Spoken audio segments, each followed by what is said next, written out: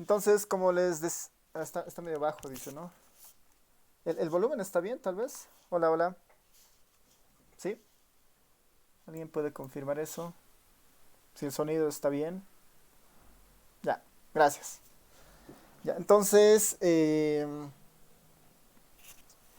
lo que la hipergeométrica modela justamente son esas características para extraer muestras en una población, ¿no? Entonces ahí lo que tenemos que imaginar es, si hay una población de interés, si hay una partición en esta población, hay una partición dada por la característica, en este caso, digamos, A, el tamaño de esa partición viene a ser R, ¿no? El tamaño de esa partición viene a ser R. ¿Y qué es lo que modela finalmente, digamos, ¿no? ¿Qué tal si yo estuviera interesado en, no sé, sacamos una muestra de 10 estudiantes, de un total de 127 estudiantes de la materia, y por decir, sabemos que en el curso 50 de esas personas, 50, hay 50 mujeres, por ejemplo, ¿no? Entonces, ¿qué modelaría la binomial, ¿no? ¿Cuál es la probabilidad que en la muestra, por decir, aparezcan 5 mujeres, digamos? ¿Cuál es la probabilidad de que en la muestra aparezcan 3 mujeres? ¿Cuál es la probabilidad que en la muestra no aparezca ninguna mujer, por ejemplo, ¿no? Dada esa característica o esa partición en la población, ¿no? Hay varias restricciones respecto al uso de la hipergeométrica, más que restricciones, condiciones, ¿no? Primera condición es que tiene que haber una selección aleatoria, tiene que haber una selección aleatoria, y esta selección aleatoria tiene que ser sin reposición, ¿no? Tiene que ser una selección aleatoria sin reposición. Eh, si recuerdan sus clases de combinatoria, la idea de la reposición era que una vez elegido un elemento, ese elemento volvía a la bolsa, digamos, ¿no? En el caso de la hipergeométrica es exclusivamente construida para mecanismos sin reposición, es decir, que una vez que se selecciona un elemento, ese elemento se lo separa de la población y se procede a elegir un nuevo elemento con la población reducida a partir de esto, ¿no?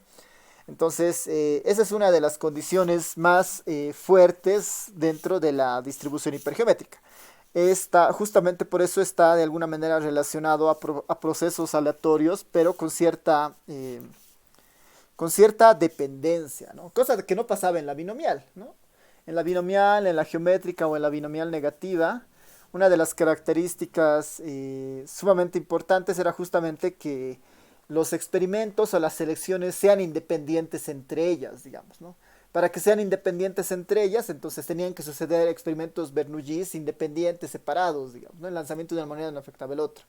Mientras en este caso, si es el selección, que yo seleccione a una persona de un grupo, ¿no? Si yo selecciono una persona de un grupo y después quiero volver a seleccionar a otra persona, las probabilidades ya han cambiado, ¿no? El hecho, dado que el espacio muestral se ha reducido y dado que una persona ya no es parte de ese grupo, ¿no? Entonces, en esos casos, justamente la distribución geométrica tiene mucho uso, digamos, en ese ámbito.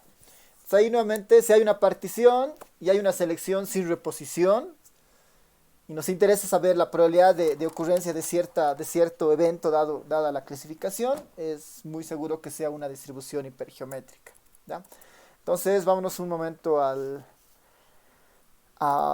al programita para empezar un poco a ver algunos ejemplos, ¿no? Para empezar a ver algunos ejemplos antes de irnos hacia la Poisson, ¿no?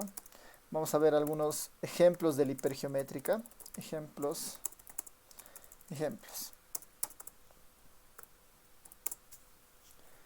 Una de los ejemplos más típicos en este tipo de distribuciones, para entender en qué caso se elige este tipo de distribución, es cuando nosotros tenemos las típicas urnas, por ejemplo, ¿no? Voy a poner, ¿no? en una urna, ¿no? En una urna, en una urna pondremos con 30 bolas, digamos, con 30 bolas de colores. Y ahí entre paréntesis vamos a poner que hay, por decir, 10 negras, hay 10 blancas, a ver, para hacerlo un poco diferente, 10 blancas, ¿no? 10 blancas y 15 verdes, digamos, ¿no? En una urna con 30 bolas de colores, ¿no? Con 30 bolas de colores, con 30 bolas de colores. Existen 10 negras, 5 blancas, 15 verdes. 15 verdes. Se seleccionan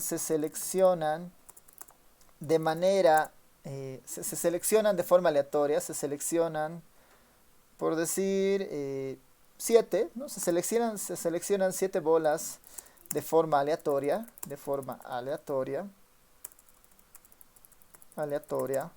Y aquí es clave que siempre aparezca en los enunciados y sin reposición, digamos, ¿no? Y aparezca también la idea de hacerlo sin reposición. Eso es clave. Y sin reposición. Perdón, está escribiendo y sin. Ahora sí. Y sin perdón. Ahora sí. Y sin reposición, ¿no? Sin reposición. Se seleccionan 7 bolas de forma aleatoria y sin reposición. Acá la clave para saber que esto es una hipergeométrica es que tiene que haber un proceso sin reposición, ¿no? Sin reposición significa que se está alterando en cada selección de las bolas el espacio muestral y las probabilidades, por lo tanto, ¿no? De forma aleatoria y sin reposición se seleccionan 7 bolas, ¿no? Se pide asignar, ¿no? Asignar, se pide. A ver, vamos a ver si el interés, ¿no? Si el interés es calcular la probabilidad de obtener bolas, por decir bolas blancas, ¿no? O bolas negras, digamos. Si el objetivo, si el interés es calcular la probabilidad de obtener bolas negras, vamos a pedir dos cosas. La primera es modelar, ¿no? Modelar la distribución que se ajusta al problema. Modelar la distribución que se ajusta al problema. Y lo segundo es calcular la probabilidad que se seleccionen 0 bolas negras,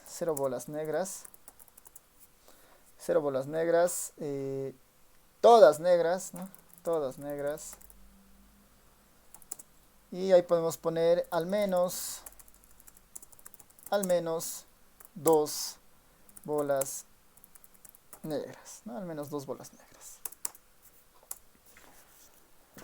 Al menos 2 bolas negras.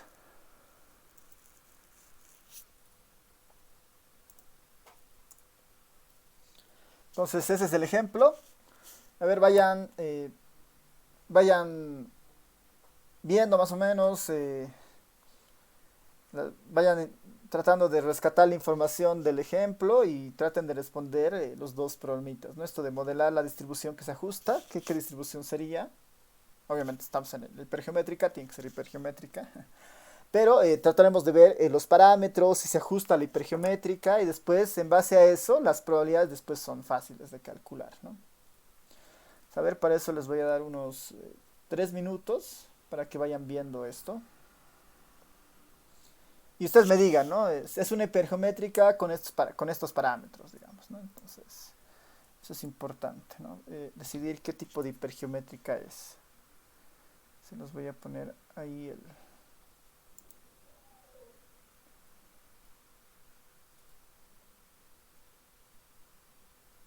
Vamos a extender un poco para que se vea más. Ahí, ¿no? ¿Cuánto es n? ¿Cuánto es r? ¿Cuánto es n? ¿Cuáles son las probabilidades que se pide? Eso vayan tratando de resolver.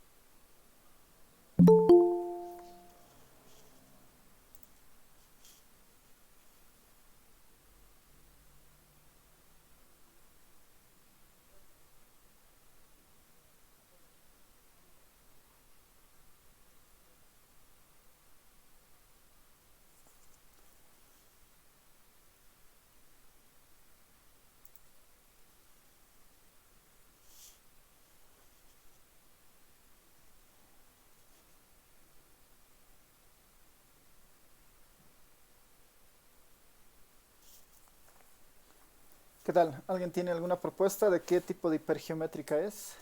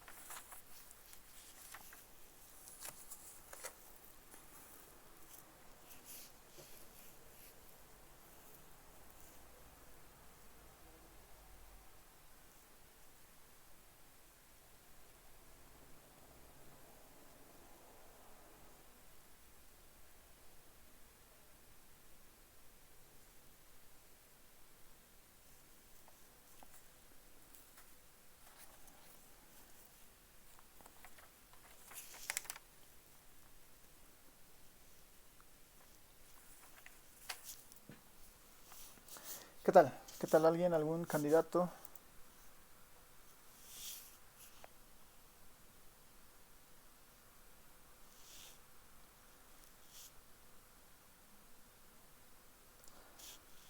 Ya, entonces lo resolveremos conmigo. A ver, ¿quién tiene algún candidato para n? ¿Cuánto sería n en este caso? El n mayúscula. Veremos la solución de esto, ¿no? Veremos la solución.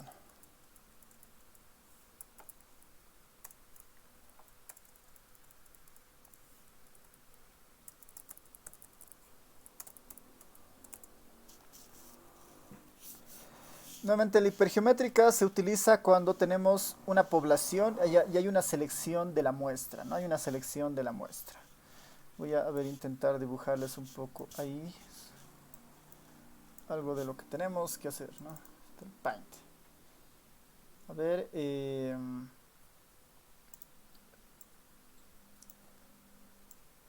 tenemos que tener una población, ¿no? La población de interés, cualquiera, digamos. Esta puede ser nuestra población de interés. El tamaño de esta población de interés, o sea, sobre esta población de interés, uno va a extraer una muestra, ¿no? Uno va a extraer una muestra.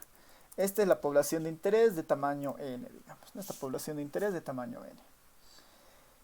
De esta población nosotros queremos, ¿qué es lo que queremos hacer? Es sacar una muestra, digamos, ¿no? Queremos sacar una muestra, sacar un pedacito de esta población, ¿no? Queremos sacar un pedacito de esta población y este pedacito de la población para nosotros, el tamaño de este pedacito va a ser n minúscula, ¿no? Esa es la idea. Queremos sacar de la población una pequeña muestra de n, ¿no? Una de las claves importantes para esto es que esta extracción nosotros la tenemos que hacer sin reposición, ¿no? Sin reposición. Si esto sucede, podemos estar seguros que esto es una distribución hipergeométrica. Si esto está ocurriendo inicialmente, ¿no? Si hay una extracción y además la extracción es sin reposiciones, sin reposición, ¿no? En nuestro caso, la población viene a ser una urna con 30 bolas, ¿no? Esa es nuestra población. Entonces, ¿cuál sería el tamaño en este caso de n, ¿no? ¿Cuál será el tamaño de n? ¿Qué ¿Cuál es el valor que creen que tenga n en este caso? ¿Quién quiere dar algún candidato para eso?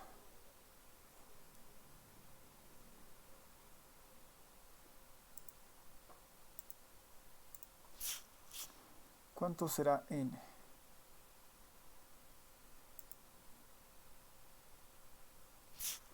30, ¿no ven? Entonces el tamaño de n en realidad debería ser 30. Vamos a ver si puedo hacer esto medio fácil. Ya, entonces n va a ser básicamente 30, ¿no?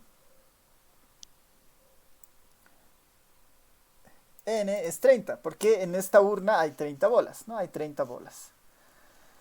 Eh, ya, digamos, N es ¿cuánto? ¿Cuál es la muestra que se está sacando finalmente de esta población?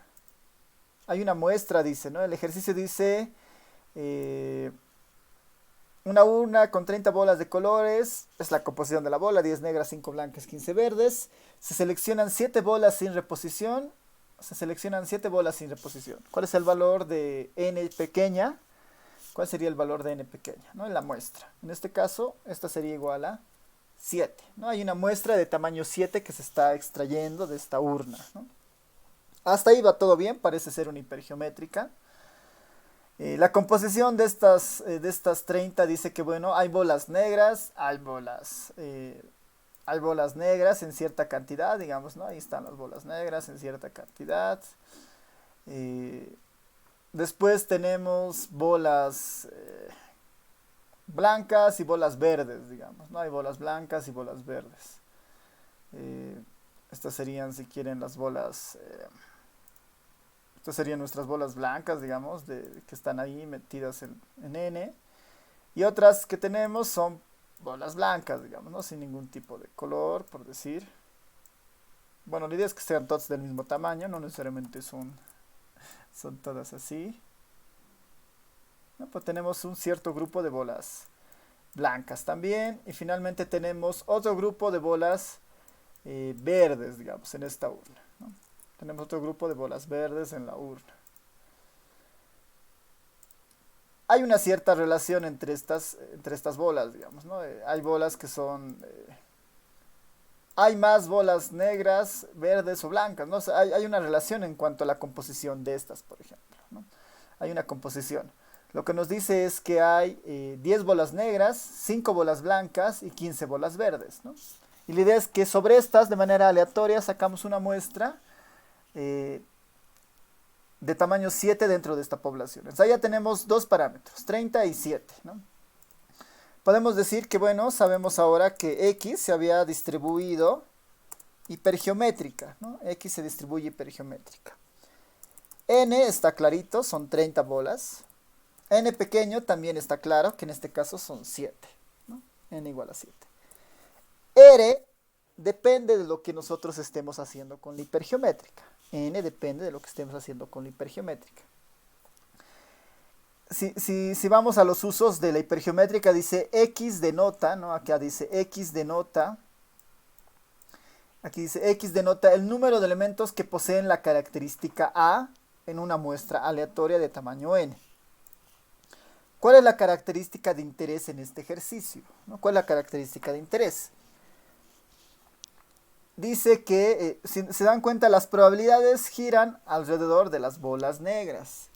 Y en el mismo enunciado nos dice, si el interés es calcular la probabilidad de obtener bolas negras, ¿no? Entonces, lo que nos interesa, la característica que diferencia todo esto son finalmente las bolas negras, ¿no? Entonces, ¿cuál será el valor de R en este caso? ¿Cuál será el valor de R en este caso? No se olviden que R son los elementos o la cantidad de elementos que tienen la característica de interés, ¿no? Son los elementos que tienen la característica de interés. En este caso, ¿cuánto valdrá R?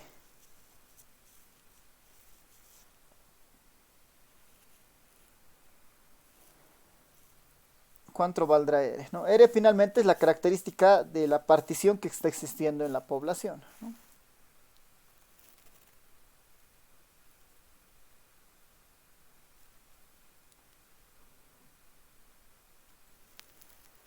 ¿Qué dice? ¿Cuánto valdrá R en este caso?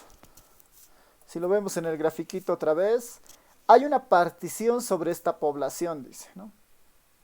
Dada la característica de interés, esta característica de interés hace que exista una partición, ¿no? Esta característica hace que exista una partición.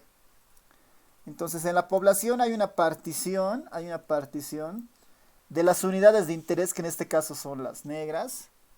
A estas les llama las características A, digamos. Este es el grupo de característica A. Y el resto para nosotros siempre va a ser el grupo complemento, digamos. Va a ser, si quieren, el complemento de A, digamos. El complemento de A o el resto, digamos. El resto, o si quieren, el complemento de A, ¿no? Que vendría a ser algo como el A complemento, digamos, ¿no? El complemento de A. R es el tamaño de este grupo. R es el tamaño de la clasificación de interés. En este caso, R vendría a ser el número de elementos que están en la partición de interés. ¿Cuántos elementos hay en la partición de interés? Es decir, ¿cuántas bolas negras hay? Habían 10 bolas negras, ¿no? 10 bolas negras. Por lo tanto, lo que me queda en el resto, debería ser n mayúscula menos r, ¿no? Lo que es lo mismo 30 menos las 10 que hay. En este otro grupo me quedan 20 bolas, ¿no? En este otro grupo me quedan 20 bolas. Entonces la partición tiene 10 bolas y el resto tiene 20, y las 10 más las 20 dan nuestra población de 30, ¿no? Lo que modela finalmente la hipergeométrica es qué pasa con las negras cuando yo hago este proceso de selección, ¿no? ¿Qué pasa con las bolas negras cuando yo hago este proceso de selección? Y con esto ya tengo todo definido, ¿no? Tengo la distribución geométrica completamente definida, y ahora puedo decir que R vale 10, porque esa es la partición que generan las bolas negras, ¿no? Solución: X se distribuye geométrica con parámetro n igual a 30, n minúscula 7, R igual a 10. ¿Cuál es el recorrido de esta X, ¿no? ¿Cuál es el recorrido de la X? Si vamos recordando un poco del recorrido de X, el valor mínimo que toma está entre el máximo de 0 o esta relación, ¿no? Puedo ir calculando eso para tratar de entender, digamos, ¿no? X toma como valor más pequeño, digamos, el máximo entre 0 o n vale 7, n mayúscula vale 30 y r vale 10, ¿no? Entre esos dos números, ¿quién es el máximo? Dice, ¿no? Y por el otro lado tengo, debería tomar el valor mínimo entre r, que vale 10, y n, que vale 7. ¿Cuál sería en este caso el rango de X?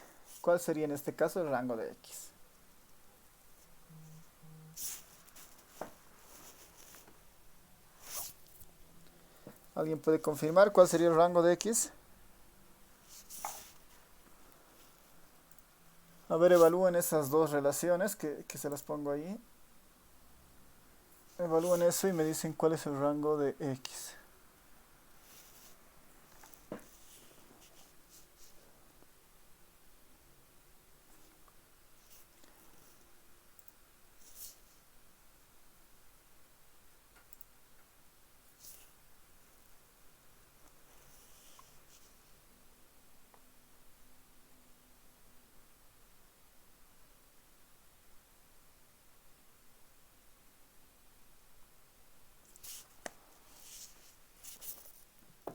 A ver, ¿alguien tiene algún candidato? X se mueve entre qué valores.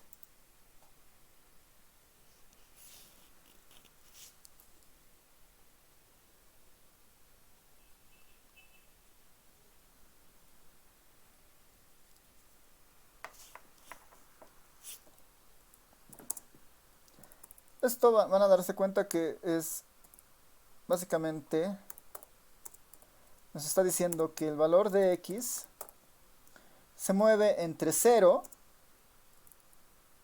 y 7, ¿no? Entre 0 y 7.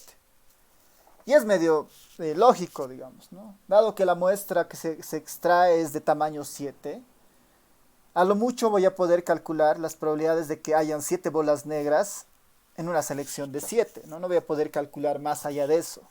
Por más que hayan 10 bolas negras, no voy a poder calcular la probabilidad de que hayan 10 bolas negras en una selección de 7 bolas sin reposición de una urna de 30, ¿no? Eso no se va a poder hacer, entonces justamente el límite viene a ser 7, ¿no? Y el límite inferior igual, 0, en el sentido de que en el peor de los casos, o sea, puede no salir ninguna bola negra, digamos, ¿no? Y 0, ¿no? Ahí arranca. Entonces, a partir de esto ya es mucho más fácil establecer lo que nos pide, ¿no? En el primer caso nos pide calcular la probabilidad que se seleccionen 0 bolas negras, ¿no? Entonces nos están diciendo, bueno, dado que ya tenemos identificada la distribución, calcularemos la probabilidad de que X sea igual a 0. la probabilidad de no tener ninguna bola negra en la distribución. Si esto lo reemplazamos en nuestra fórmula, ¿no? Si esto lo reemplazamos en nuestra fórmula, en la fórmula de la distribución geométrica, lo único que tenemos que hacer es reemplazar los parámetros que ya hemos identificado. Ya tenemos a casi todos, ¿no? Esto es bastante sencillo de hacer una vez que tenemos claramente identificados los parámetros, ¿no? Porque casi la lógica sigue siendo la misma, ¿no? En el denominador tenemos 30 tomados, ¿no? 30 tomados de 7, ¿no? Ese en el fondo es el espacio muestral. Todas las posibles combinaciones de 7 tomadas de 30 elementos sin reposición. En el fondo, en el denominador no tenemos nada más que el espacio muestral del experimento. 7 bolas tomadas de 30 sin reposición. Ese es el espacio muestral. Y en el numerador vamos a tratar de tener justamente las combinaciones posibles de lo que significa tomar, en este caso, las bolas necesarias, digamos, para que la probabilidad de X sea igual a 0. Entonces, a ver, sin ir muy... sin entrar en mucho conflicto, o sea, sin escribir el 0 todavía acá, existen dos combinatorias, ¿no? La primera es n-r. Si se dan cuenta, esta es la partición que deja el resto de lo que no se clasifique en A. Y el R viene a ser la clasificación de A, ¿no? Entonces tengo arriba n-r, ¿no? Tengo arriba n-r que vendría a ser 20. 20 tomados. 20 tomados de cuánto, ¿no? 20 tomados de cuánto. Acá arriba me parece n-x, ¿no? De n-x. 20 en este caso, 20 tomados de n-x. N yo ya conozco. N es 7, ¿no? De 7 menos x. Y en el otro lado, algo similar, debería ser en este caso R, que ya lo tengo, que es 10. 10 tomadas de X, ¿no? Esa es la forma de la hipergeométrica, ¿no? Si lo tenemos aquí a mano, la hipergeométrica es n-r de n-x de R sobre X. Ya la tengo ahí más o menos construida. Esto si reemplazamos la probabilidad de interés, que en este caso es la probabilidad de que X sea igual a 0, lo único que tenemos que reemplazar es X toma el valor de 0, y acá X también toma el valor de 0, ¿no? X toma el valor de 0. Esta es esa probabilidad finalmente según la distribución hipergeométrica y en la que modela estos casos, ¿no? Entonces, ¿qué me está diciendo en el fondo? El numerador siempre tiene que, de alguna manera, reflejar lo que está en el denominador, ¿no? Si se dan cuenta acá de las combinatorias, si yo le sumo 20 más 10, ese resultado de lo que está en la primera parte de las combinatorias siempre me tiene que dar el n mayúscula que está aquí abajo, ¿no? 20 más 10 siempre tiene que ser igual a 30, ¿no? Siempre tiene que dar esta suma de aquí arriba, el valor que está abajo en el denominador. Y lo mismo debería pasar con el segundo componente. 7 más 0, 7, ¿no? Eso siempre tiene que ocurrir. Si eso no está ocurriendo, entonces no está balanceándose bien y no se está haciendo la probabilidad deseada, ¿no? En el fondo, ¿qué estamos diciendo acá? De las 10 negras que existen, no quiero que tomes ninguna, ¿no? Ninguna de esas se seleccione, 0 de esas 10. Pero de las 20 que sí existen, ¿no? De las 20 el resto, que son las verdes y las blancas, quiero que de esas tomes 7. Y esto lo que va a contabilizar finalmente es todas las posibles combinaciones de tomar 7 bolas de un grupo de 20. Pues en el fondo, la hipergeométrica lo único que está reflejando es nuestra idea de casos posibles sobre casos totales, ¿no? Eso es lo que está haciendo la hipergeométrica en el fondo. Y aquí lo único que hacemos ahora es calcular esta probabilidad, ¿no? 20 tomadas de 7, de 10 tomadas de 0, y esas las deberíamos empezar a operar, ¿no? Entonces, a ver, calcularemos 20 tomadas de 7, 10 tomadas de 0, obviamente es 1 nomás, y 30 tomadas de 7, ¿no? Por ejemplo, 30 tomadas de 7 es un número bien grande, ¿no? Es un número bien grande. Es 2.035.800, ¿no? 2.035.800. 20 tomadas de 7. Y en el numerador debería tener 20 tomadas de 7. De las 20 que hay, quiero que se tomen 7, ¿no? 20 tomadas de 7, ahí tengo 77.520. Multiplicado por, obviamente, 10 tomadas de 0, que es 1, ¿no ve? 10 tomadas de 0, 1, ¿no? Finalmente, esto simplemente había sido, ahí para hacerlo paso por paso, había sido este cociente, ¿no? Este cociente. Ese cociente, si lo tratamos de dividir,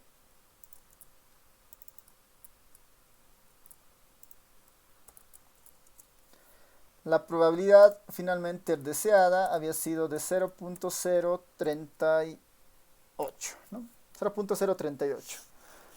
Esa es la probabilidad de que en una muestra aleatoria, ¿no? De que en una muestra aleatoria de 7 individuos o de 7 bolas de un grupo de 30 bolas, es la probabilidad de que en esa selección no exista ninguna negra, ¿no? No existe ninguna bola negra.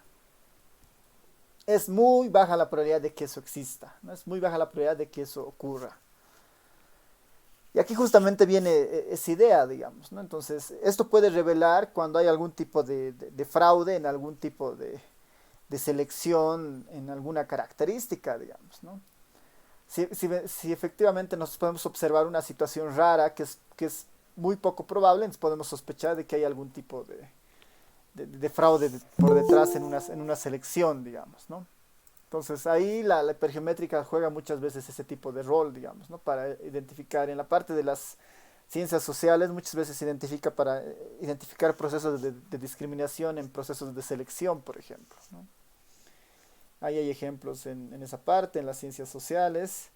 En las ciencias informáticas igual hay ideas en donde uno empieza a detectar patrones raros de selección basadas en que son improbables, ¿no?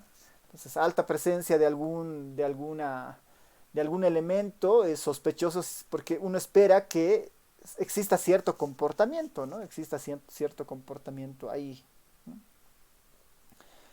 Eh, eso es bien importante que se trate de ver esos usos, digamos, de esta hipergeométrica. Pero en el fondo para nosotros la hipergeométrica se modela justamente la relación de extracción en una población dividida en ciertas características, ¿no?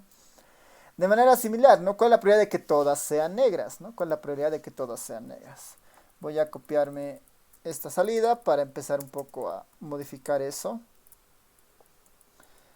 La probabilidad de que todas sean negras significa calcular la probabilidad de que las 7 bolas sean negras, ¿no? Las 7 seleccionadas, las 7 son negras. Esa probabilidad me está pidiendo finalmente. Acá significa que en el fondo, voy a saltarme directamente esto al siguiente pedazo. Y voy a eliminar los numeritos para no confundirnos de probabilidad. Ya, estamos en este caso, ¿no? Entonces, la probabilidad de que las 7 bolas sean negras significa que de las 20 bolas que hay, que no son negras, de las 20 bolas que hay, que no son negras, de ahí deberían salir ninguna. Ninguna debería salir de ese grupo.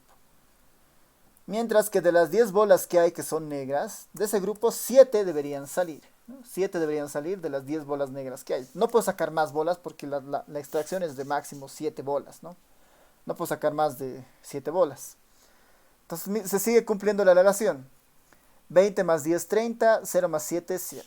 ¿No? La diferencia es que ahora de las 20 bolas que había entre verdes y blancas, no me interesa sacar ninguna. 1. Y de las 10 bolas que hay me interesa sacar 7. Y aquí esta combinatoria está viendo todas las permutaciones posibles, o todas las combinaciones posibles de tomar 7 bolas negras de 10 bolas negras que existen, ¿no? Todas las posibles combinaciones que hay. Y a partir de eso, obviamente vamos a encontrar la respuesta que el denominador no ha cambiado, ¿no? El denominador sigue siendo 30 tomadas de 7, que en este caso son los 2.035.800. El denominador no se ha alterado porque es el mismo, ¿no? Es como el espacio muestral sigue siendo el mismo. Mientras que en el numerador, perdón, 20 tomadas de 0 es 1. Lo único que me faltaría es 10 tomadas de 7, ¿no? Y 10 tomadas de 7 es 120. 10 tomadas de 7 es 120. ¿Y cuánto será 120 dividido entre 30 tomadas de 7? Es un número muy chiquito, ¿no? Es un número muy chiquito, ¿no? Es 120 dividido entre 2.035.800, ¿no? El mismo número. Entonces, esta probabilidad es un número muy pequeño, es 0.1234. Y hay 5 ceros por delante y después tenemos el 58, 59, digamos, ¿no? Igual, digamos, ¿no? Si en un proceso, esto es lo que la probabilidad dice, digamos, si es un proceso aleatorio, limpio, transparente, esto debería suceder, ¿no? La probabilidad de que todas las bolas sean negras es un evento muy poco probable, ¿no? Es un evento muy poco probable, ¿no? Con probabilidad prácticamente cero, digamos, ¿no? Es una probabilidad muy, muy, muy pequeña. No es muy probable que eso ocurra, no debería ocurrir, digamos, ¿no? Si ocurre, potencialmente o es suerte o hay algún tipo de manipulación extraña en ese proceso de selección, ¿no? No se está cumpliendo el principio de selección aleatoria, ¿no? Entonces, esa es justamente esta idea. Finalmente nos dice calcular la probabilidad de que al menos dos bolas sean negras, ¿no? La probabilidad de que al menos dos bolas sean negras. La probabilidad de que al menos dos bolas sean negras. ¿Qué nos están diciendo? La probabilidad de que X sea mayor o igual a 2. ¿No? La probabilidad de que al menos dos bolas sean negras es que o al menos son 2, o 3, o 4, 5, 6 o 7. ¿No? Esa es la probabilidad de que sean al menos 2, ¿no? Mayor o igual a 2. Si nosotros queremos calcular esta probabilidad, una opción es, bueno, que sea mayor o igual a 2 es equivalente a calcular la probabilidad de que X sea igual a 2, más la probabilidad de que X sea igual a 3, más punto, punto, punto, la última probabilidad que nosotros podemos calcular, la probabilidad de que X sea igual a 7, ¿no? Una opción podría ser ir por este camino. Calcular todas las probabilidades de que sean mayores o igual a 2. O es 2, o es 3, o es 4, 5, 6, o es 7, ¿no? Esta es una opción. No de las mejores, pero es una opción, ¿no? Otra alternativa más rápida para calcular esto es utilizar las propiedades que hemos aprendido en las probabilidades, ¿no? Dado que toda la suma de las probabilidades siempre es igual a 1, la suma de las probabilidades sobre todo el dominio siempre es igual a 1, entonces yo puedo utilizar el complemento, ¿no? ¿Cuál es el complemento de esta función? Es la probabilidad de 1 menos el inverso o el complemento de este, ¿no? ¿Cuál es el inverso o el complemento de la probabilidad de que X sea menor o igual a 2? Es la probabilidad de que X sea menor a 2, ¿no? La probabilidad de que X sea menor a 2. ¿Cuál es la probabilidad de que X sea menor a 2? Entonces ahí podemos ir jugando a 1 menos, acá puedo tener una idea de los corchetes. La probabilidad de que X sea menor a 2 significa que X puede ser, ¿cuál es el más pequeño valor que puede tomar nuestra variable aleatoria? Según esto es de 0 a 7. Entonces X o es 0 o X es igual a 1. No hay otros valores dentro de nuestra distribución o dentro del recorrido de X que sea menor a 2, ¿no? Son estos dos únicos valores. Esto va a ser equivalente a hacer todo esto, digamos, ¿no? Y mucho más corto. Aquí solamente tengo que calcular dos probabilidades. A diferencia del otro caso, donde tengo que calcular 6 probabilidades, ¿no? Entonces esto ya es mucho más sencillo. Y ahí vamos emplazando, ¿no? Es 1 menos... ya tengo algunos resultados de esta parte, ¿no? No se olviden que la probabilidad de que X igual a 0 ya la tengo aquí, ¿no? Este es 77.000. Ese valor, digamos que lo voy a poner 0.038, digamos que era ese resultado del anterior ejercicio. Ahí lo que nos faltaría es ver la probabilidad de que X sea igual a 1, ¿no? Más la probabilidad de que X sea igual a 1. Ya puedo operar en realidad el signo también. cosa de que estos sean negativos, y el que me quede sea lo que me falta, ¿no? La probabilidad que me falta. Y la probabilidad que nos falta debería ser calculada en base a lo que representa, ¿no? ¿A qué será igual la probabilidad de que x sea igual a 1? Entonces voy reemplazando los valores necesarios de esto. En el denominador era 30 tomadas de 7, ¿no? 30 tomadas de 7.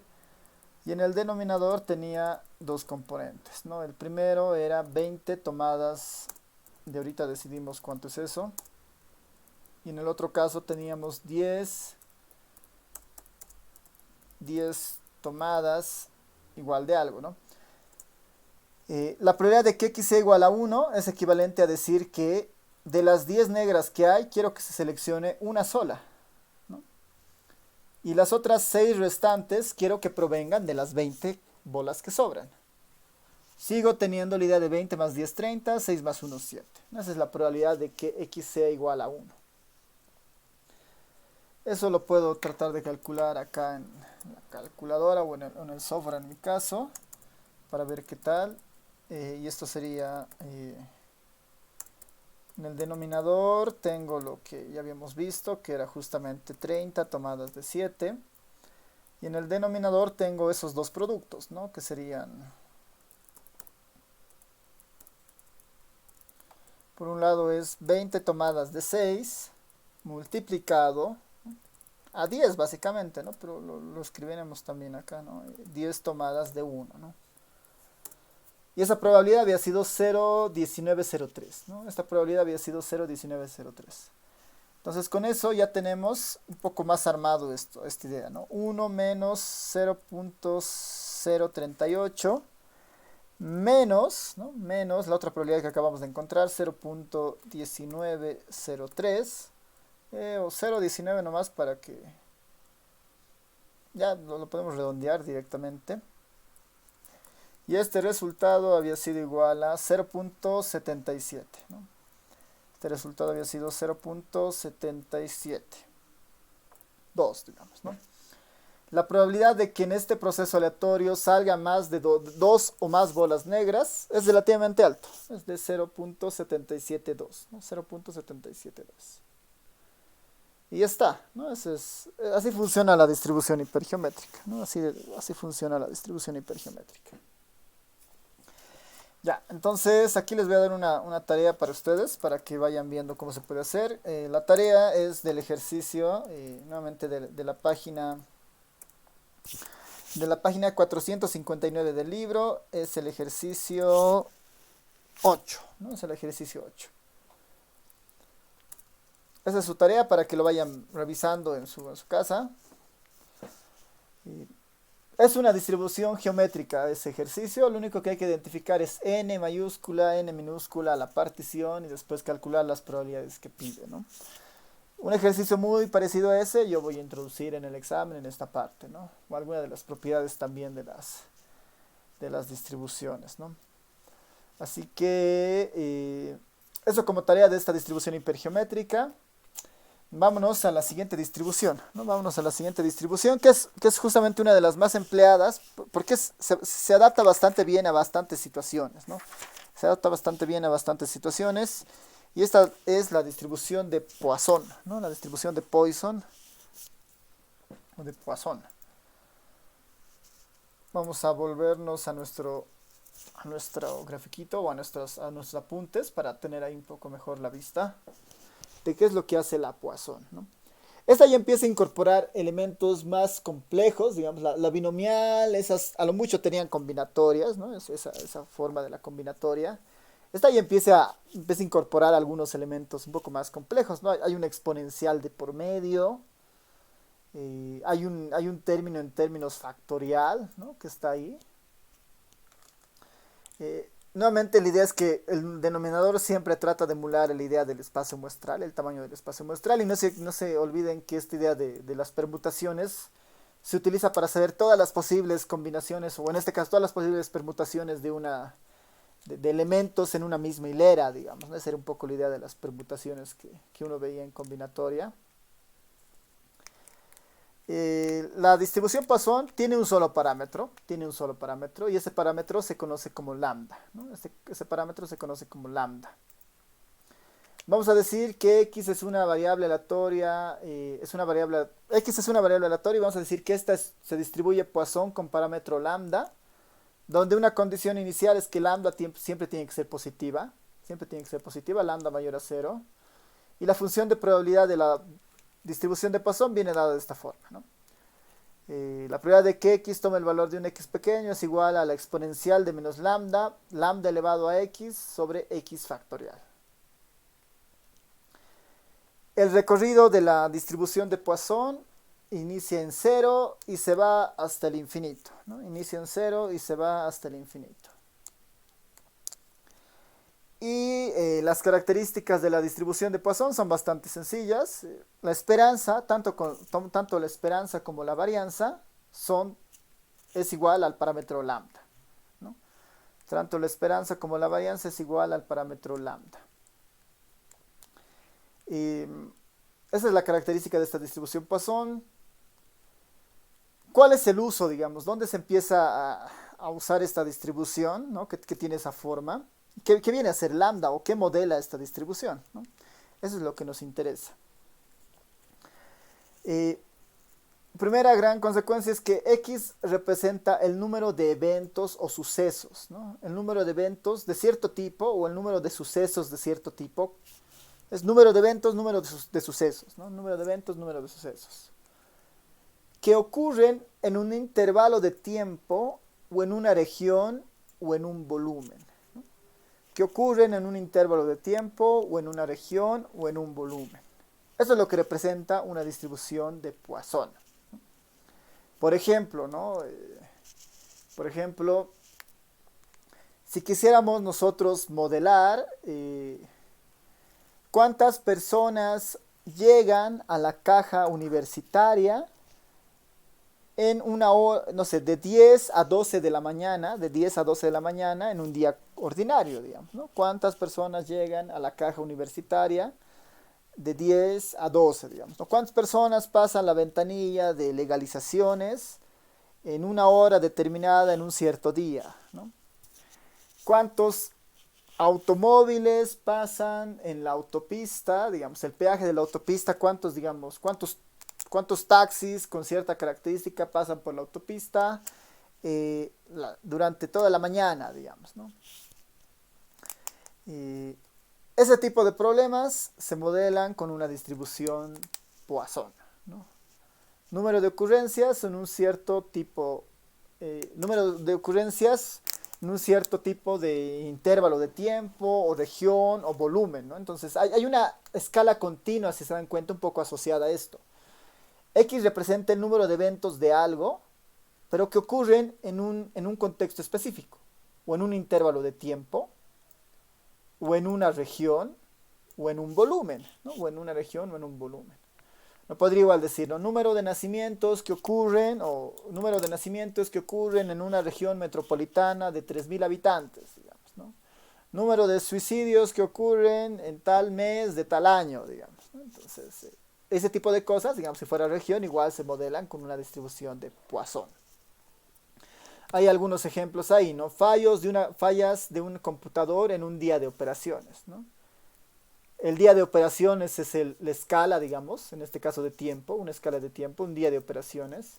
Y lo que se quiere contabilizar son las fallas, ¿no? Las fallas que ocurren en un día de operaciones.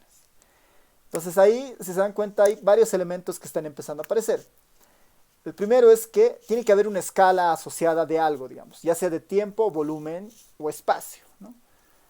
Intervalo de tiempo, un espacio basado en una región, digamos, o un volumen.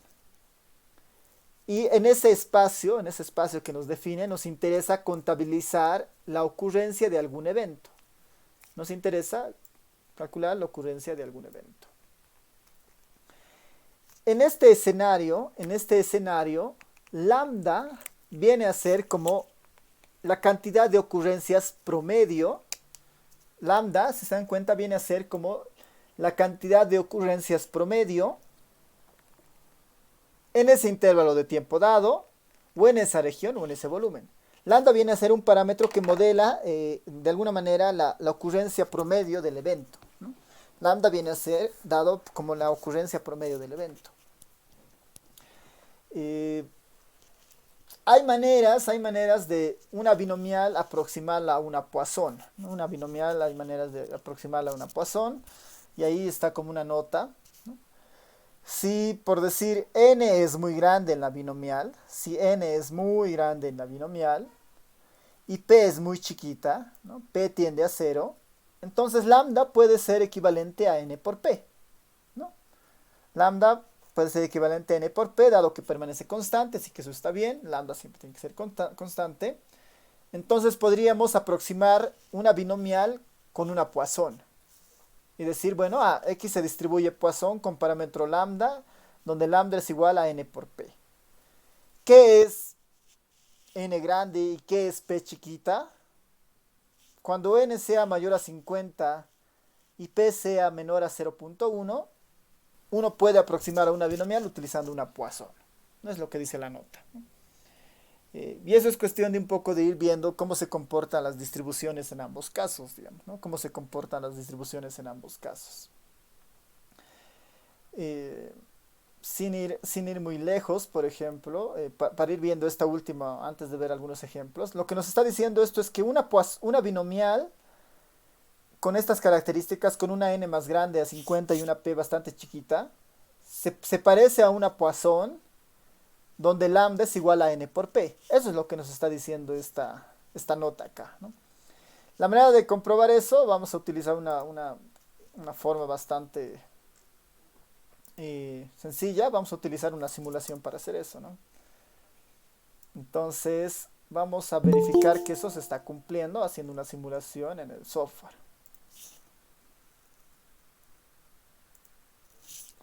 Dice que si yo tuviera una distribución binomial con un parámetro n igual n grande, ¿no? Voy a poner aquí algunos parámetros para mostrarles eso. ¿Qué tal si n fuera igual a mayor a 50, digamos, ¿no? Voy a ponerle por decir n igual a 100, ¿no? Y una p chiquita, ¿no? A p le voy a llamar 0.05, ¿no? A p se le voy a llamar 0.05. Dice, si yo hiciera una distribución binomial, digamos, en este caso voy a generarme valores aleatorios de una binomial. Voy a generarme 1.000.000 de valores aleatorios para que vean la comparación.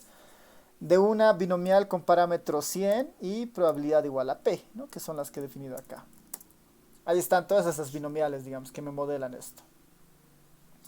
Esa la voy a guardar en un objeto, si quieren, xbim, digamos, ¿no? X o xb de x binomial, digamos, ¿no? Esta distribución dice que se parece o se puede aproximar con una distribución Poisson. Con una distribución de tipo Poisson, donde el parámetro lambda no es nada más que n por p. Y esta le vamos a llamar nuestro objeto xp, ¿no? X Poisson. Lo que la teoría dice que estos dos objetos se parecen, ¿no? Estos dos objetos se parecen. Entonces yo podría hacer fácilmente acá, digamos, los voy a mostrar voy a hacer un grafiquito para que veamos esto. Donde les voy a mostrar las dos distribuciones de estos dos casos, ¿no? Vamos a ver el histograma, también vamos a ver el histograma de xb. Vamos a ver el histograma de xb y también vamos a ver el histograma de xp, ¿no? De la binomial y de la Poisson.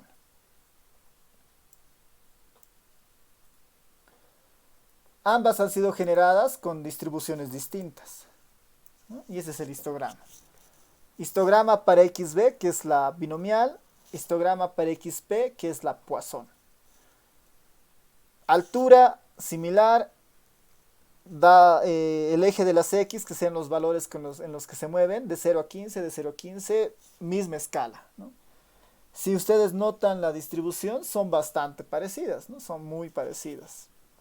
Si nosotros queremos ver algunas características de estas variables, acá por ejemplo yo les puedo poner, acá yo les puedo decir, bueno, ¿qué tal si hacemos un resumen de la variable xb y un resumen de la variable xp, ¿no?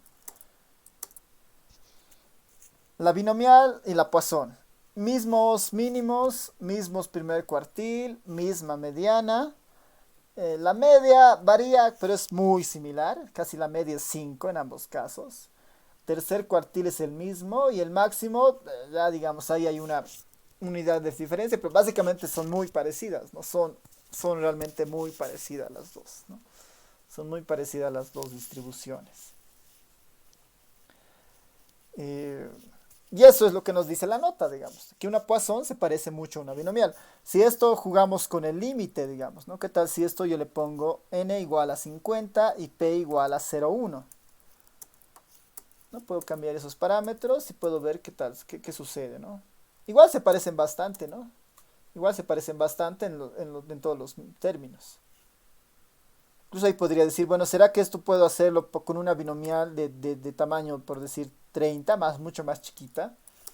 Podemos hacer igual nuevamente el juego y ver qué pasa, ¿no? Entonces, con una binomial un poco más pequeña, las salidas son estas, ¿no?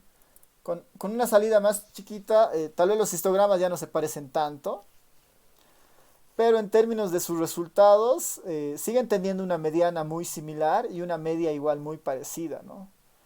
Tal vez no se parece tanto el histograma por el tema de que es muy puntual la información, ¿no? En este caso tal vez un diagrama de barras debería ser más útil, ¿no? Pero se está cumpliendo esta similitud, digamos, ¿no? Dejémosle esto en 60 y esta dejémosle también en 0,5, ¿no? Para ver el ejemplo con números bastante similares, ¿no?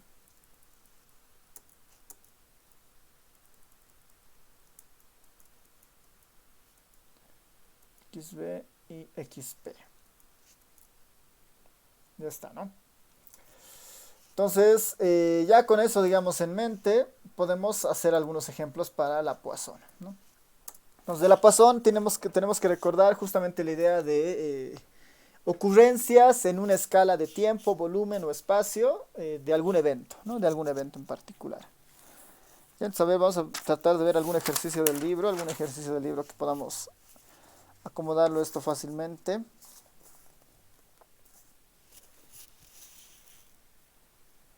Ya, esta que es justamente el primer ejercicio del libro, lo que nos dice es, bueno, como ejemplos.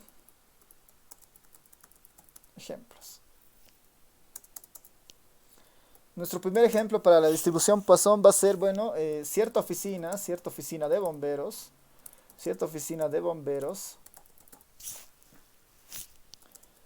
recibe en promedio, 3 llamadas por día.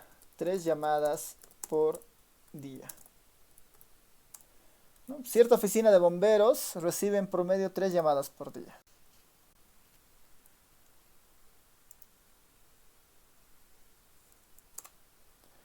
Cierta oficina de bomberos, voy a ir cerrando estos acá.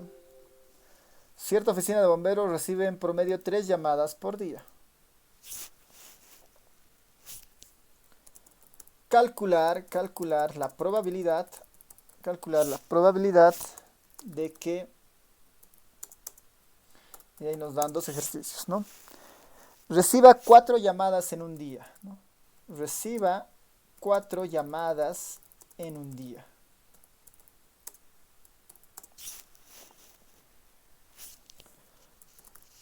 Reciba 3 o más llamadas en un día.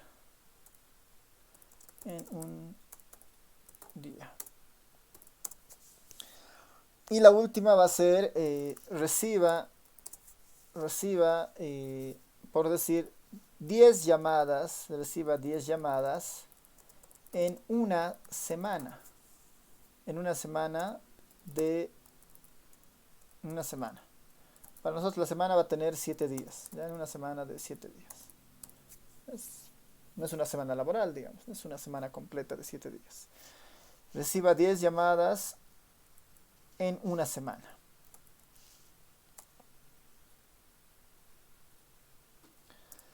Ese que sea nuestro primer ejercicio.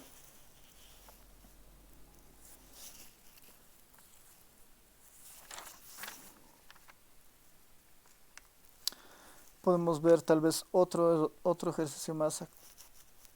Otro ejercicio más.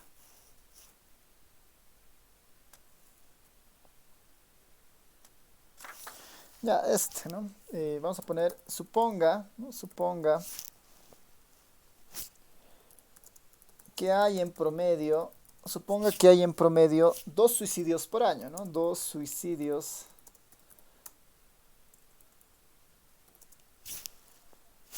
2 suicidios por año en una población. Hay 2 suicidios por año en una población de 50.000 habitantes. De 50.000 habitantes. 50.000 habitantes. En una ciudad de 100.000 habitantes, en una ciudad de 100.000 habitantes, en una ciudad de 100.000 habitantes, encuentre la probabilidad, y ahí igual nos piden de que en un año dado, ¿no? La probabilidad de que en un año dado,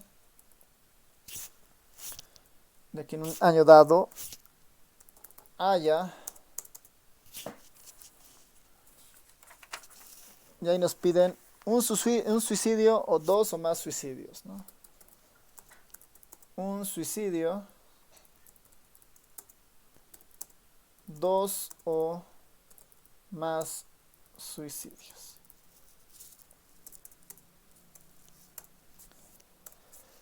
Esos dos ejercicios, ¿no? Esos dos ejercicios vamos a tratarlos de resolver con esta idea de la Poisson para que veamos más o menos hacia dónde va la idea de encontrar o definir el parámetro, ¿no? A ver, ahí se los dejo un momento para que vayan pensando cómo se puede resolver, cómo podrían ustedes ajustar esto a una Poisson.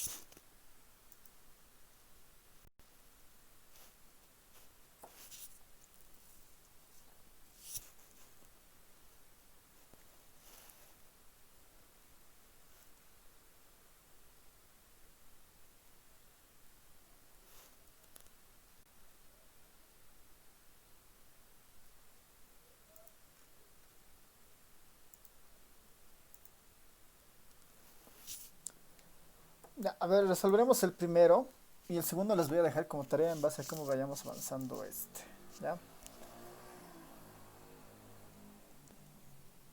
Está un poco lento, denme un momento. Voy a ir cerrando algunas ventanas, tal vez por eso.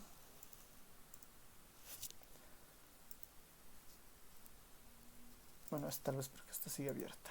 Ya, ahora sí. Ya, resolveremos el primer ejercicio. Que nos dice: en cierta oficina de bomberos recibe en promedio 3 llamadas por día. Calcular la probabilidad de que reciba 4 llamadas en un día, reciba 3 o más llamadas en un día o reciba 10 llamadas en una semana. Ya, entonces, para esto vamos a hacerlo ejercicio por ejercicio, ¿no? En este caso, reciba 4 llamadas en un día, ¿no? Para resolver ejercicios de tipo Poisson, tenemos que reconocer 2 características. La primera es, ¿cuál es el tiempo de referencia que nos están pidiendo? En este caso, el tiempo de referencia del ejercicio es día, ¿no? Un día. Un día es el tiempo de referencia. Primera característica que tenemos que identificar es un día. Segunda, bueno, la cantidad de eventos que nos piden, en este caso para definir X, ¿no? Solución X para nosotros, ¿qué vendría a ser? No se olviden que X es el número de ocurrencias en un espacio de tiempo, espacio o volumen. X viene a ser, ¿cuáles las ocurrencias que nos interesan? Es el número de llamadas, ¿no? Número de llamadas que reciben los bomberos, ¿no? Que reciben o que recibe la oficina de bomberos, bomberos en un día. Aquí ya hemos identificado la cantidad de eventos que nos interesa, o la cantidad de eventos que nos interesa en este caso, el número de llamadas que recibe la oficina de bomberos. Lo segundo es el espacio, volumen o tiempo. En este caso es una medida de tiempo que está acotada en un día, no está acotada en un día. La medida de acá es en un día. Esto lo voy a poner, lo voy a resaltar para decir que esa es una medida importante, ¿no? Con eso nosotros ya podemos decir que se está cumpliendo lo básico para que sea una Poisson. Ocurrencias en un intervalo de tiempo, espacio o volumen. Sí podemos decir que X se distribuye Poisson, ¿no? La habíamos puesto como X se distribuye, a ver, para seguir esto, perdón. X se distribuye, habíamos dicho,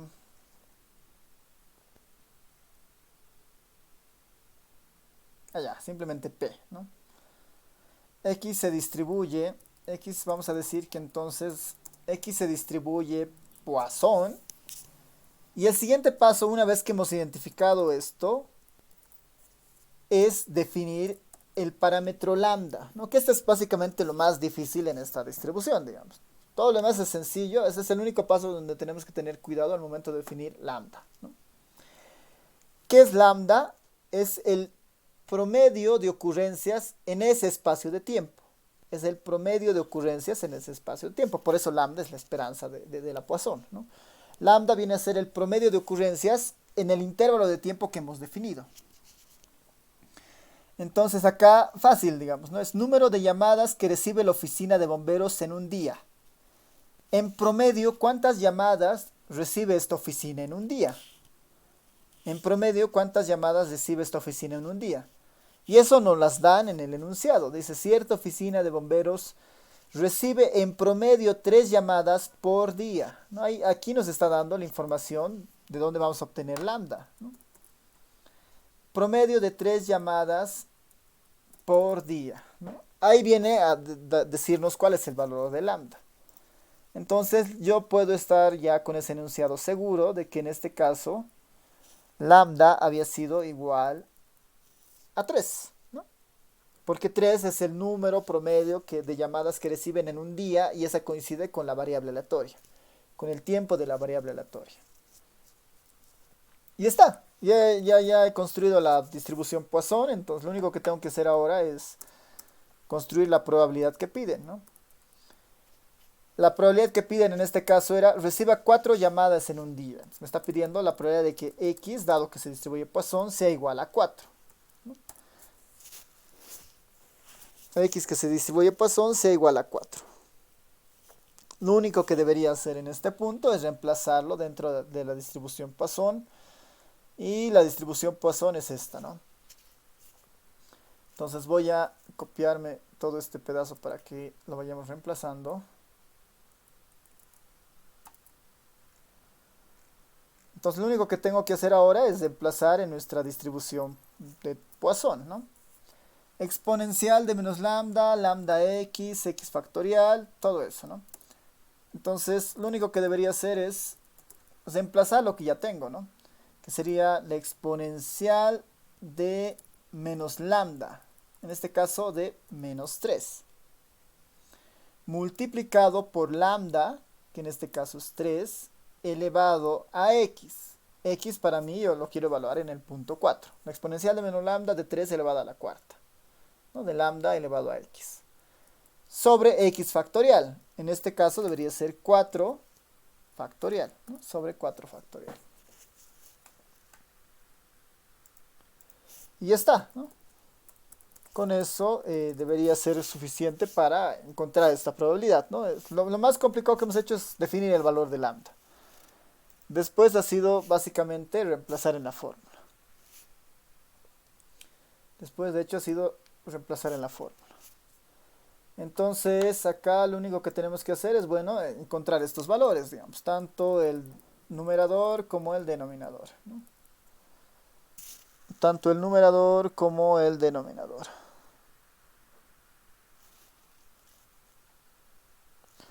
A ver, vayan calculando para ver a qué sería igual esto.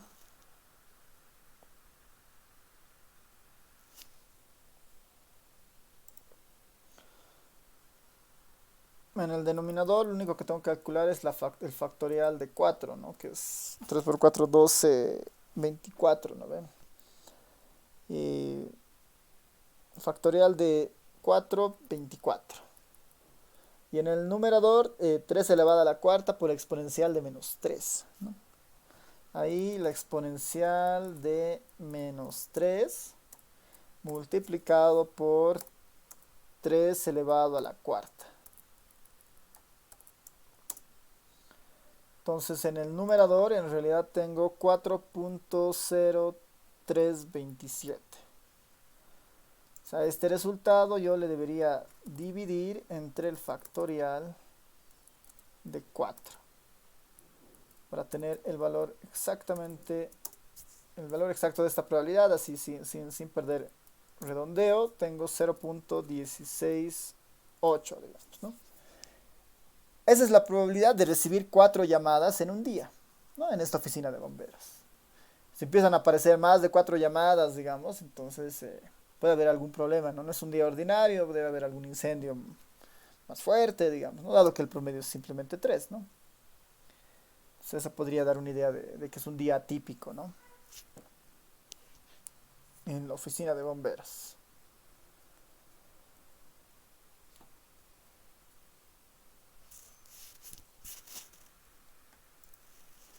Por el otro lado, para el segundo ejercicio, pues reciba 3 o más llamadas en un día.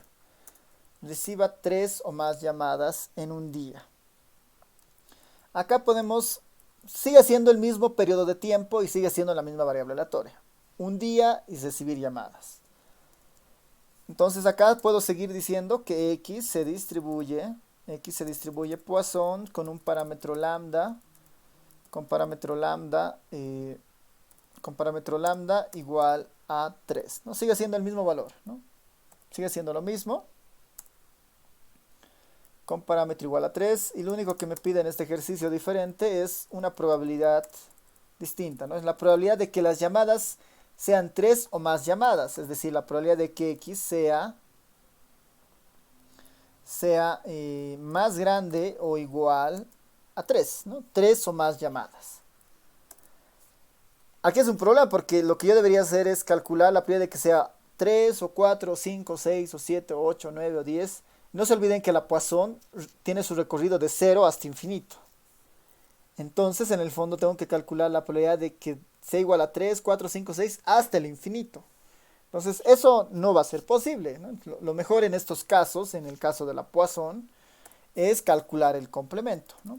La probabilidad de que X sea menor a 3, ¿no? La probabilidad de que X sea menor a 3. Y esto es mucho más fácil de calcular porque sería la probabilidad de 1 menos la probabilidad de lo que me queda en la Poisson, de que X sea igual a 0, no recibir ninguna llamada. La probabilidad de que X sea igual a 1, recibir una llamada, o la probabilidad de que X sea igual a 2, ¿no? Eso es lo que yo debería calcular finalmente para resolver la Poisson. 1 menos la probabilidad de 0, 1 o 2, ¿no? La probabilidad de 0, 1 o 2. Porque eso es lo que me da la probabilidad de que X sea menor a 3. O es 0, o es 1, o es 2, ¿no? Y ahí lo siguiente sería reemplazar, digamos, ¿no? Es punto, punto, punto. Lo siguiente sería reemplazar. Que eso les voy a dejar para que ustedes lo vayan completando. Es reemplazar el 0, el 1 y el 2, tal como lo hemos hecho en el anterior ejercicio, ¿no? Dado que ya tenemos el lambda, entonces simplemente reemplazar estas probabilidades. Y con eso ya tendríamos este ejercicio, ¿no? El siguiente nos dice, reciba 10 llamadas en una semana, ¿no? Reciba 10 llamadas en una semana. Entonces, en este caso, en el de reciba 10 llamadas en una semana de 7 días, sigue siendo una Poisson, ¿no? Sigue siendo una Poisson porque es número de ocurrencias de algo, en este caso llamadas a la oficina de bomberos, pero el tiempo de referencia está cambiando. El tiempo de referencia está cambiando, ¿no? Entonces acá, por ejemplo, X, ¿quién viene a ser X? Es el número de llamadas, llamadas a la oficina de bomberos, en una semana de 7 días, ¿no? Bueno, lo que es lo mismo, el número de llamadas a la oficina de bomberos durante 7 días, ¿no? Durante 7 días. Ya no estoy observando el problema, ya no estoy observando la oficina de bomberos un solo día. En este problema lo que se plantea es observar la oficina de bomberos durante 7 días. No quiero saber qué va a pasar en esta oficina de bomberos durante 7 días, ya no es un solo día. Entonces, ese argumento de cambiar el tiempo es lo que modifica o va a modificar la forma de la variable aleatoria.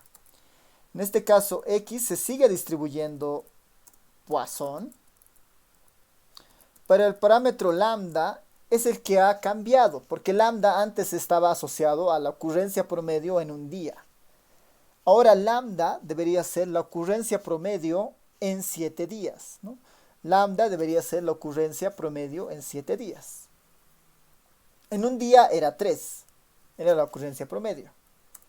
En 7 días, ¿cuánto será esa ocurrencia promedio? Entonces ahí es regla de 3, ¿no? Si 3 era igual a 1, ¿cuánto será? O sea, si 3 era para un día, ¿cuánto será? Si lambda era igual a 3 en un día, ¿cuánto será lambda para 7 días? Simplemente será lambda por 7, ¿no? De los 7 días que va a pasar. En 7 días lo que uno esperaría es que el promedio se repita 7 veces.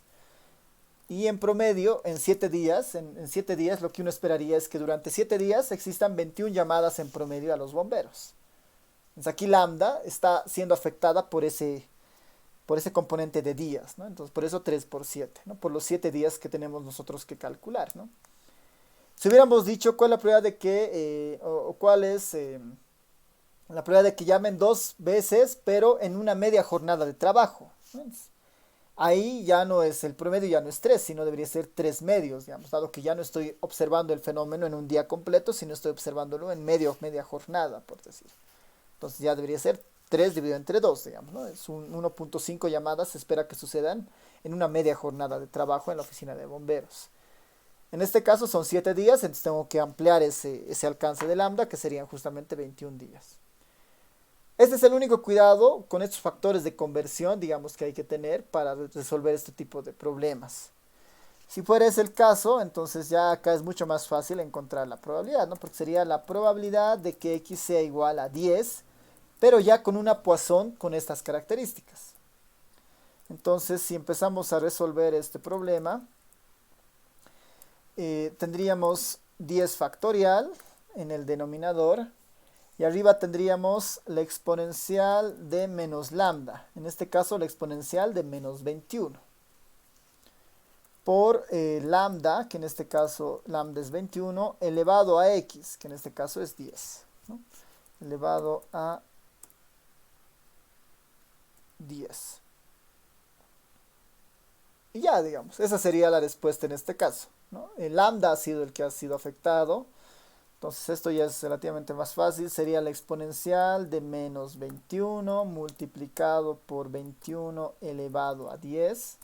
Lambda x. Todo esto dividido entre el factorial de 10, ¿no? Todo esto dividido entre el factorial de 10. Y la probabilidad de esto había sido 0.00348, ¿no? 0.00348. Y ya tenemos ahí la respuesta de este ejercicio, ¿no? ¿Qué tal si tuviéramos otra pregunta adicional, ¿no? Y les puedo decir, bueno, eh, ¿cuántas, no? ¿Cuántas cuántas llamadas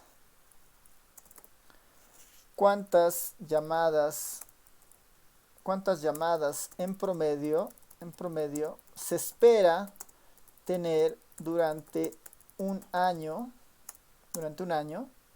de 300, durante un año, ¿no? Recordando que el año tiene 365 días, ¿no? ¿Cuántas llamadas en promedio se espera tener durante un año, ¿no? Durante un año de 365 días. Siguiendo esa idea de las conversiones, ¿cuál será la solución? ¿Cuántas llamadas en promedio se espera tener durante un año en la oficina de bomberos? Esto ya no es ni siquiera probabilidad, ¿no? Es simplemente conversiones, digamos, ¿no? ¿Qué dicen? ¿Cuántas llamadas en un año se espera tener esta oficina de bomberos con esa información?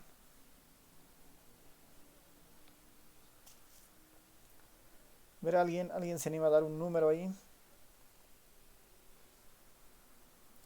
¿Cuántas llamadas en promedio tendrá esta oficina de bomberos durante un año de 365 días?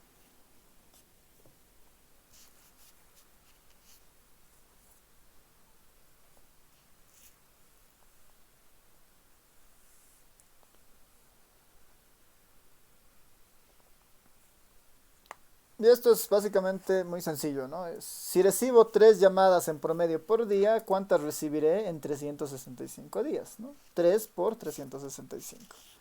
Como dice José Carlos, 1095, ¿no ves? 3 por 365. 1095 llamadas esperarían que ocurra en un año en esa oficina de bomberos, ¿no? Ya, entonces ahí ya tendríamos un parámetro, ¿no? Yo les diría, ¿cuál es la probabilidad de que en una oficina de bomberos ocurran más de 2000 llamadas en un año, digamos, ¿no? Teniendo esta información, sería resolver una Poisson con un lambda igual a 1095, por ejemplo. Entonces, esa es básicamente la distribución de Poisson. Este segundo ejercicio se los voy a dejar a ustedes como tarea, ¿no? Supongamos que hay un promedio, 2 suicidios por año en una población de 50.000. En una ciudad de 100.000 encuentre la probabilidad de que en un año dado haya un suicidio o 2 o más suicidios, ¿no? Entonces ahí hay que igual hacer el factor de conversión para ver cuál es el promedio de suicidios en una ciudad más grande, ¿no? De 100.000. Dado que en una ciudad de 50.000 eran 2, ¿cuánto será en una ciudad de 100.000? ¿No? Es relativamente fácil eso, y una vez que se tiene ya es más sencillo